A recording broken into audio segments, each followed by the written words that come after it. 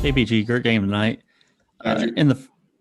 In the first half, there was a possession where I believe you went to back screen for Marcus and then immediately came around for a handoff with Zoo and got an open three. Yep. Do you think being involved as the initial screener in some sets is also what helps get good shooters open?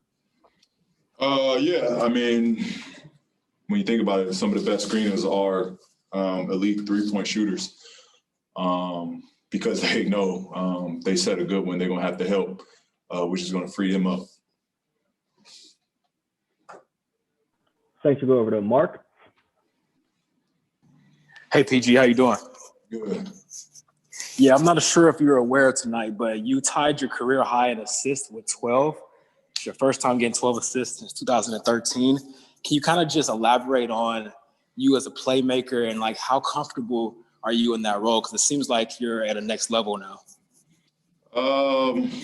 It's a work in progress. It's a work in progress. I think it's just being comfortable with the ball in my hands and, making plays and finding my teammates. Probably at a career high in turnovers too. So, I got to work on it. I got to be better. I got to take care of the ball a lot better. But for me, it's fun.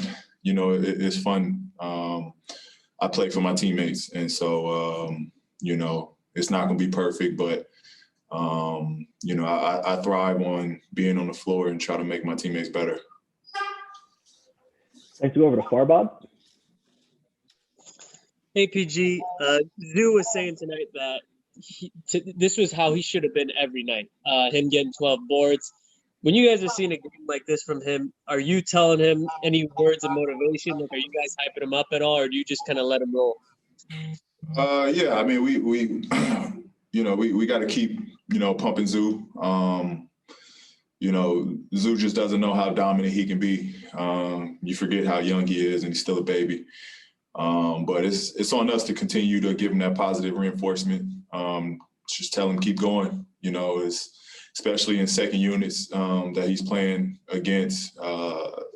Nobody, it's very rare you find bigs that are his size in the league today. And so I think that's one of the biggest advantages he has. So he's just got to own it. He's got to own being the biggest guy on that floor. Thanks, Farbod. We'll go over to Miriam. Hey, Paul. Congrats on the win and all the assists. Wanted to ask a Kobe question as well. And just sort of, obviously with you and with like basically everyone in the league, probably took something from Kobe, whether it's, his shoes or his mentality or his shots or his moves. But what for you, like what was maybe some of the favorite things, your favorite thing about him that you tried to borrow, like as a kid coming up? Playing on both ends. That was one thing that stood out.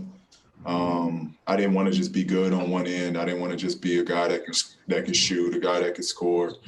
I wanted to be effective on both sides of the floor. And that was one thing Kobe taught me.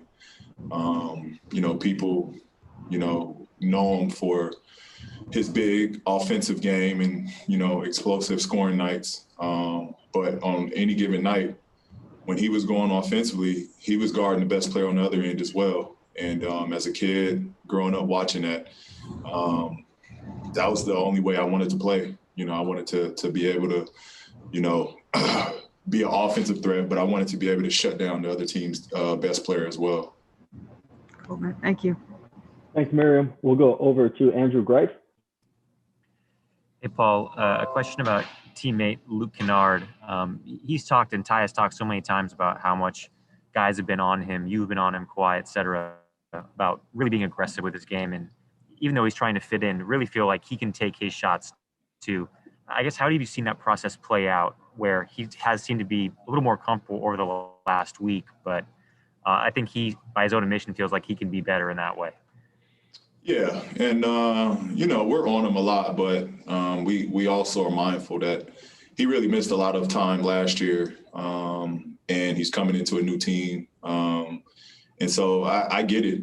You know, I get it. I've been through that. I know how it is. So that's why I'm one of the culprits of like, hey, shoot your shots, be aggressive, play your game, because I know how that is when you're trying to come into a new team and you're trying to figure it out.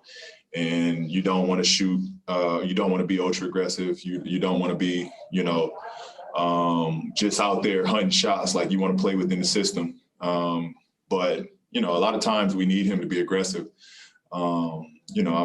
I'm the guy on the floor that's trying to get everybody looks, try to get everybody shots, try to put the ball in everybody's hands. So he just got to go out there and just be aggressive, take his shots. And you mentioned the physical, the layoff he spent. I mean, have you seen just a difference in him, the way he physically moves in the last month since he's been getting his feet back underneath him? Who? Luke. Have you seen just a difference in the way? Yeah. Yeah, no, he looks great. He looks great. I actually saw Luke before we got him training this summer. He was training with the guy I work out with, and he was working out right before me. And this is before we grabbed him. And I was just amazed. I didn't know, it was my first time like really seeing him up close. And I was blown away with, all the things that he can do on the floor. And, it was just great that we actually, went to trade for him. So I got to see a lot of his potential, and he's got a high ceiling. He can really play. Thanks, PG. Thanks, Andrew. We'll take a couple more we have time for. We'll go to Law. Murray. Hey, Paul. First of all, it's great to see you dunking every single game now. So it's good to see that from you. But I wanted to go back to about the assists tonight. You found 8 of your teammates. Pretty much everybody that you shared the floor with tonight scored off of a decision that you made. What has it been like what does that feel like? And what have been the conversations you've had with Ty Lue when it comes to being comfortable leading this offense with another like-sized wing like Kawhi? Well, T. Lewis has trusted me with the ball in my hands, and my job is to facilitate and take care of the ball, which I've been struggling to do, but it's a work in progress. But it's a fun challenge for me. I look forward to the challenges going into the game on a nightly basis. It's fun figuring out how defense are guarding plays, how defenses are guarding me. It's been an ongoing study and process, and I really take these games and I watch film and I study, and I just try to see and nitpick what I can get out of plays, and it's been working. But it's fun. I love connecting the team. I love getting guys shots. I think we've been one of the teams that have got some of the most wide open shots, wide open threes. And so, it's contagious. One guy makes a play for another. Our whole team just plays that same style. Has Ty been the first coach to encourage you to basically have fun being a creator for others like this? Yeah, I always joke. I joke a lot saying I'm a natural point guard, but he's allowed me to play the point in possessions, and I'm having fun doing it. Thanks, Paul. Paul. We'll take one last one from Justin Russo. Hey, Paul, congrats on the victory tonight. Sure. I asked Zoo about the short roll passing that he and Serge Ibaka have been able to perform in this pick and roll based offense for you guys. What have you seen out of them as short roll passers so far this season, and how much have they improved? They get more comfortable. They get more comfortable in that play. It's basically just, allowing them to be playmakers. They putting 2 on the ball on pick and rolls. We find them on a short roll, and it's in their hands to become the playmakers, and they've been doing an excellent job. Again, they're part of the reason we're getting so many open looks.